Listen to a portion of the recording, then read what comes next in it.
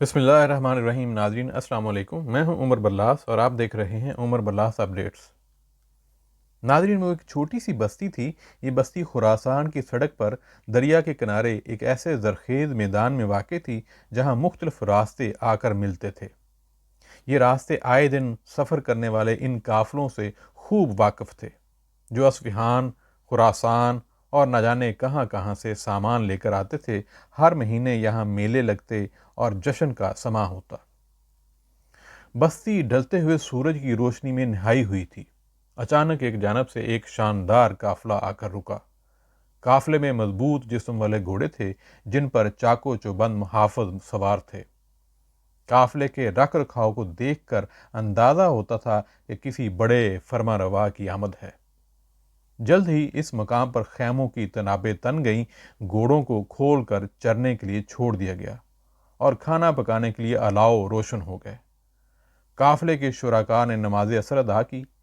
تھوڑی دیر میں تھکا ہارا سورج دور افق کے پار جا چھپا اور چار سو تاریکی نے ڈیرے ڈال دیے۔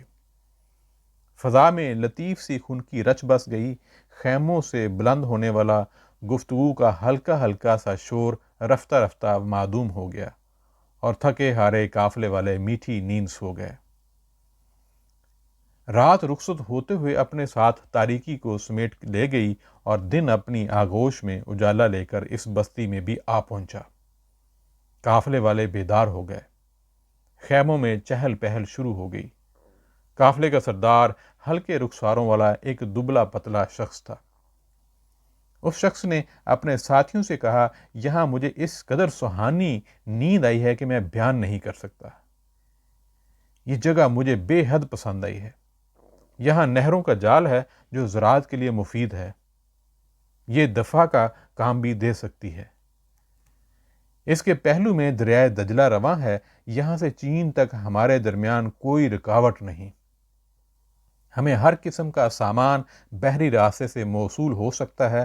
دریائے فرات بھی قریب ہی واقع ہے۔ اس کے ذریعے شام، مصر، رقہ، شمالی افریقہ اور ارد گرد کے علاقوں سے ہر قسم کی پیداوار ہمیں موصول ہو سکتی ہے۔ ہمیں اسی علاقے کو اپنا دارالخلافہ بنانا چاہیے۔ وہاں جتنے لوگ موجود تھے انہوں نے ان باتوں کی تائید کی، وہ باتیں جو ان کے خلیفہ ابو جعفر منصور نے کہی تھیں۔ کچھ عرصے بعد اس بستی کے بطن سے ایک نیا شہر جنم لے رہا تھا۔ ہزاروں مزدور اور کاریگر اس شہر کی صورت گری میں مصروف تھے، جو تقریباً 8 سال بعد اپنی مکمل صورت میں ابھر کر سامنے آ گیا اور پھر صدیوں تک عالم اسلام کا ثقافتی مرکز بنا رہا۔ یہ شہر عظیم شہر بغداد ہے، جس کی تعمیر کا سہرا دوسرے عباسی خلیفہ ابو جعفر منصور کے سر ہے۔ یہی شہر جس کی بنیاد دوسری صدی ہجری 8ویں صدی عیسوی میں رکھی گئی تھی، یعنی 656 ہجری 1258 عیسوی میں خلافت عباسیہ کے اختتام تک دارالخلافہ بنا رہا۔ بغداد وہ شہر ہے جہاں سے خاندان عباسیہ نے 5 صدیوں تک دنیا کے بیشتر حصے پر حکمرانی کی۔ بغداد کے خلفائے بنو عباس کی تعداد 33 ہے، جن میں ابو جعفر منصور، ہارون رشید، مامون رشید، واسق، متوکل، معتصم، معتضد، مقتفی اور دیگر خلفاء شامل ہیں۔ بغداد کے خلفائے بنو عباس کا دور 132 ہجری سے لے کر 656 ہجری تک، یعنی 750 عیسوی سے لے کر 1258 عیسوی تک رہا۔ بغداد کا نقشہ 758 عیسوی میں تیار ہو چکا تھا، لیکن اس کی تعمیر 1 جمادی الاول 145 ہجری یعنی 28 جولائی 762 عیسوی کو شروع ہوئی۔ فن تعمیر کے 4 ماہرین نے شہر کا منصوبہ تیار کیا۔ منصور نے شہر کی تعمیر کے لیے 1 لاکھ مزدور اور کاریگر اکٹھے کیے۔ پہلے پورے علاقے پر شہر کا نقشہ بنوایا، پھر اس پر روئی کے بنولوں سے لکیریں ڈلوائیں، پھر ان بنولوں پر تیل چھڑک کر آگ لگائی گئی، اور منصور نے بلندی سے معائنہ کیا کہ شہر تعمیر کے بعد کیسا نظر آئے گا۔ جب وہ مطمئن ہو گئے تو تعمیر شروع ہوئی۔ نہر کرخایا سے ایک چھوٹی نہر نکالی گئی تاکہ تعمیر کے کاموں اور پینے کے لیے پانی میسر آ سکے۔ 766 تک بغداد کی تعمیر مکمل ہو چکی تھی۔ منصور نے اس شہر کا نام مدینہ الاسلام یعنی سلامتی کا شہر رکھا۔ یہ نام قرآن پاک سے اخذ کیا گیا تھا کیونکہ جنت کے لیے قرآن مجید کی سورہ الانعام میں یہی الفاظ استعمال کیے گئے ہیں۔ مدینہ الاسلام کا سرکاری نام تمام دستاویزات، سکوں اور باٹوں پر بھی لکھا جاتا تھا۔ اس کے علاوہ بغدان، مدینہ ابی جعفر، مدینہ المنصور، مدینہ الخلفاء اور الزورا جیسے نام بھی استعمال کیے جاتے تھے۔ البتہ بغداد نہایت قدیم نام ہے جو آج بھی اسی طرح موجود ہے۔ کہتے ہیں کسی زمانے میں یہاں ایک باغ تھا جہاں پر نوشیرواں عادل بے کسوں اور مجبوروں کی داد رسی کیا کرتا تھا، اس لیے اس مقام کا نام باغ داد پڑ گیا، جو عوام کی زبان پر چڑھ کر بغداد بن گیا۔ خلیفہ منصور کا یہ شہر دائرے کی شکل میں نہایت عمدہ منصوبے کے تحت تعمیر کیا گیا تھا۔ اس شہر کا مرکز اپنے ہر حصے سے یکساں فاصلے پر تھا۔ شہر کے چاروں دروازے تھے اور ان سے شاہراہیں اسلامی دنیا کی چاروں سمتوں کو جاتی تھیں۔ ان دروازوں کے نام باب الخراسان، باب الکوفہ، باب البصرہ اور باب الشام تھے۔ ہر دو دروازوں کے درمیان 28 بڑے بڑے برج تھے۔ البتہ باب الکوفہ اور باب البصرہ کے درمیان ان کی تعداد 29 تھی۔ ہر دروازے پر ایک گنبد تھا جہاں سے سارا شہر دکھائی دیتا تھا۔ اصل فصیل کے بعد تقریباً 170 میٹر چوڑا میدان تھا جس میں مکانات بنے ہوئے تھے۔ اس کے بعد ایک سادہ سی دیوار آتی تھی جس کے اندر قصر خلافت، مسجد جامع المنصور اور سرکاری دفاتر واقع تھے۔ شہر کو 2 سڑکوں کے ذریعے 4 برابر حصوں میں تقسیم کیا گیا تھا۔ یہ سڑکیں بیرونی دروازوں سے آتی تھیں اور شہر کے وسط میں ایک دوسرے کو قطع کرتی تھیں۔ شہر کے وسط میں خلیفہ کی سرکاری رہائش گاہ قصر الذہب کی عمارت تھی۔ اس کی تعمیر میں سنگ مرمر استعمال ہوا تھا اور اس کے دروازے کو طلائی کام سے مزین کیا گیا تھا۔ یہ محل تقریباً نصف صدی تک خلیفہ کی سرکاری رہائش گاہ کا کام دیتا رہا۔ قصر الذہب کے اوپر ایک سبز گنبد تعمیر کیا گیا تھا جو تقریباً 48 میٹر بلند تھا۔ اس کی چوٹی پر ایک شاہ سوار کا مجسمہ نصب تھا جو بغداد کے ہر حصے سے نظر آتا تھا۔ محل کے قریب ہی جامع مسجد تعمیر کی گئی تھی جسے جامع المنصور کہا جاتا تھا۔ یہ مسجد صدیوں تک مسلمانوں کی عظمت کی علامت بنی رہی۔ اس مسجد میں ایک مینار تھا جو 303 ہجری میں جل گیا لیکن دوبارہ تعمیر کر دیا گیا۔ عباسیوں کے عہد خلافت میں یہی مسجد بغداد کی جامع مسجد رہی۔ منصور نے بغداد کا نقشہ بنواتے ہوئے ہدایت کی تھی کہ بڑی فصیل سے اندرونی دیوار تک چاروں شاہراہوں کے کنارے کنارے بلند محرابوں والے کمرے بنائے جائیں جن میں دکانیں قائم کی جائیں۔ خلیفہ نے حکم دیا کہ دیوار کے باہر چاروں حصوں میں منڈیوں کے لیے کافی زمین چھوڑ دی جائے تاکہ ہر حصے میں ایک بڑی منڈی قائم ہو سکے۔ چنانچہ ایسا ہی کیا گیا۔ سن 157 ہجری میں دفاعی نقطہ نظر سے منڈیاں شہر سے باہر نہر سرات اور نہر عیسیٰ کے درمیان کرہ کے مقام پر منتقل کر دی گئیں۔ ہر پیشے سے متعلق الگ منڈی تھی، مثلاً پھلوں کی منڈی، کپڑے کی منڈی، غلے کی منڈی، بازار صرافہ، کتب کا بازار، بھیڑ بکریوں کی منڈی۔ شہر کی ترقی کے ساتھ ساتھ یہاں خراسان، مرو، بلخ، بخارا اور خوارزم سے سوداگر آنے لگے۔ ان کی منڈیاں محلہ حربیہ میں تھیں۔ شہر کی آبادی بھی کرخ منتقل کر دی گئی۔ کہتے ہیں کہ آبادی کی منتقلی کی ایک وجہ شہر میں دھوئیں کی کثرت تھی۔ ہر منڈی اور صنعت کا ایک نگران ہوتا تھا جسے حکومت مقرر کرتی تھی۔ بغداد سے سوتی اور ریشمی کپڑا بن کر باہر جاتا تھا۔ رومال، عمامے، تراشیدہ بلور، روغنی برتن، مختلف قسم کے تیل، عرق، معجون بھی برآمد ہوتے تھے۔ بغداد میں قمیضیں اور تولیے بھی تیار ہوتے تھے جن کی بڑی شہرت تھی۔ بغداد کی خاص صنعت یہاں کا رنگین ریشمی کپڑا تھی۔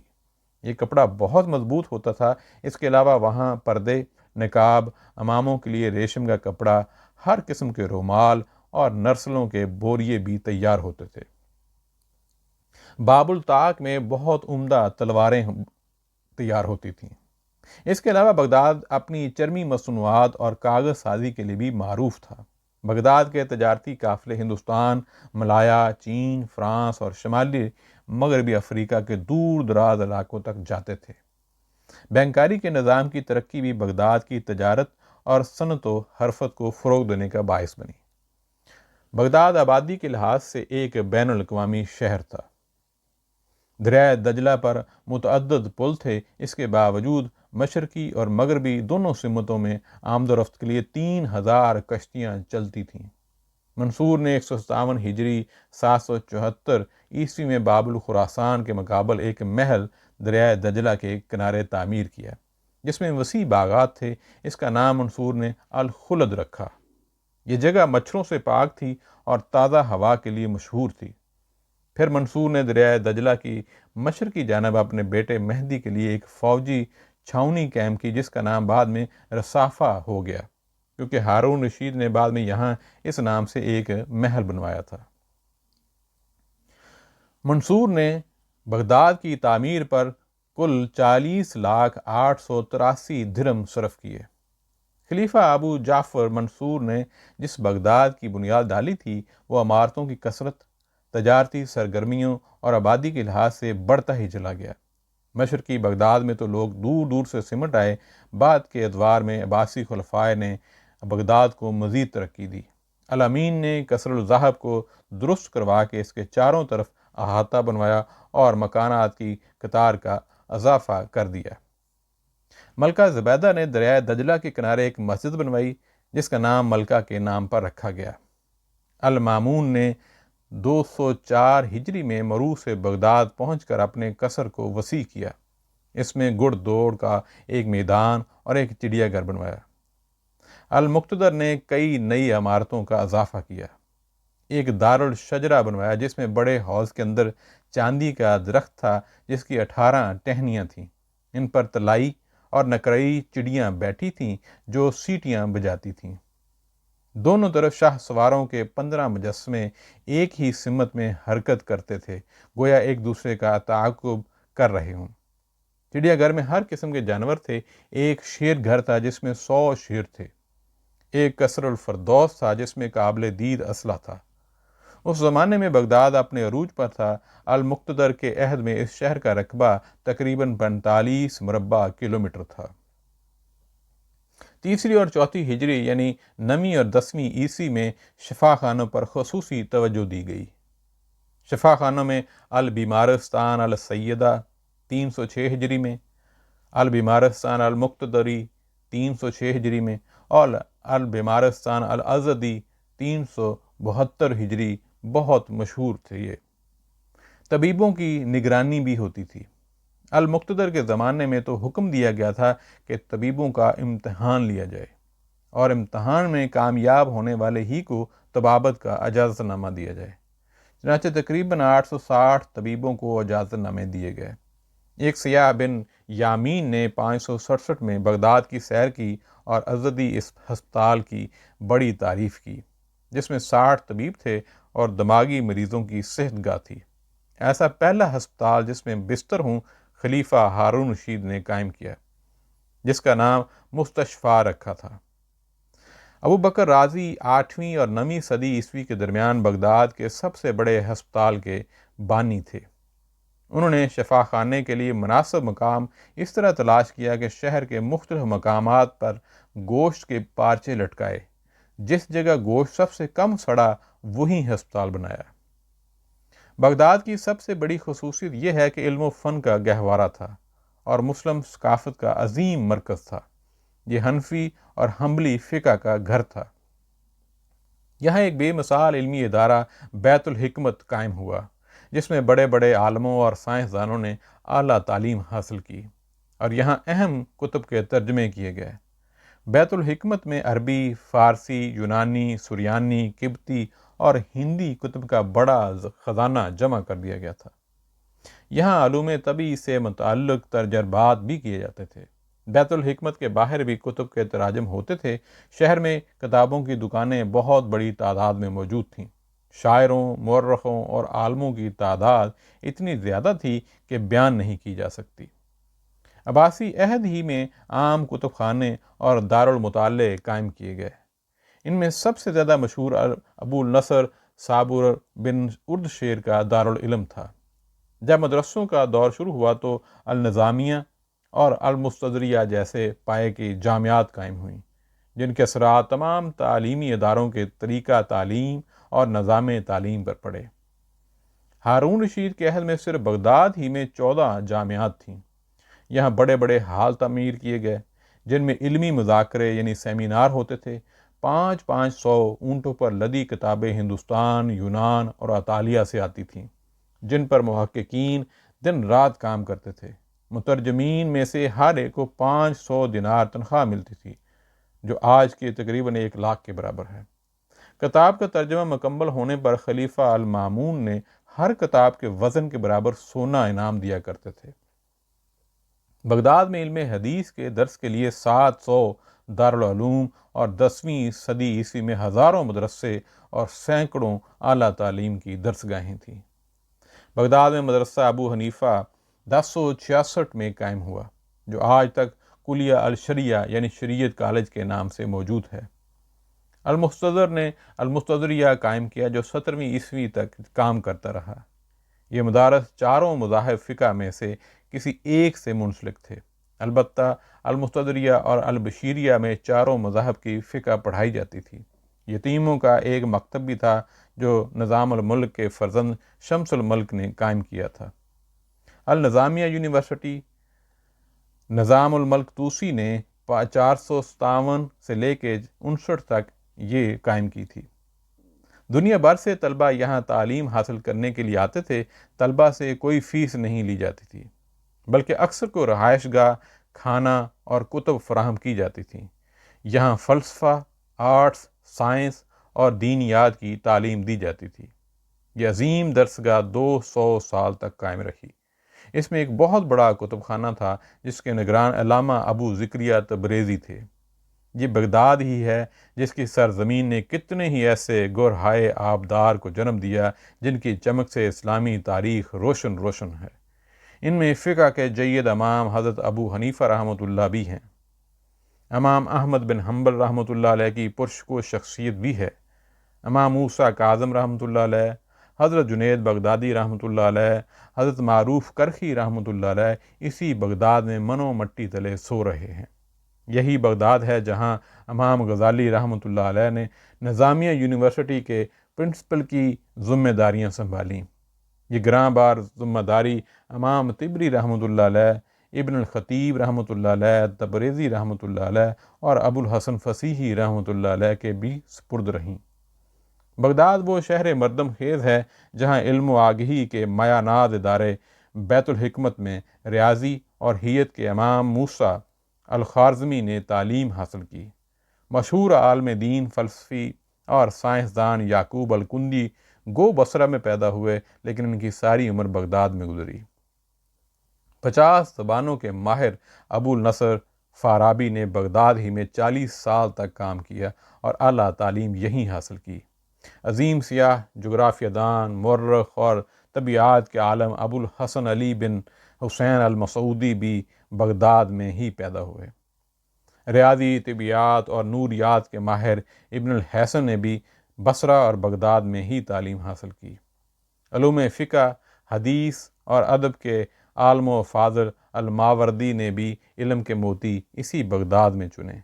فلکیات، ریاضی، نوریات، جغرافیہ، طب اور فلسفہ کے ماہر نصیر الدین طوسی کی ایک عمر بغداد میں گزری۔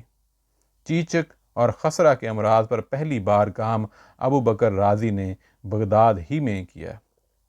بغداد واقعی ایک افسانوی شہر تھا۔ ناظرین، آج اتنا ہی۔ انشاءاللہ پھر کسی اور دن کسی اور موضوع پہ بات کریں گے۔ اپنا خیال رکھیے گا۔ السلام علیکم۔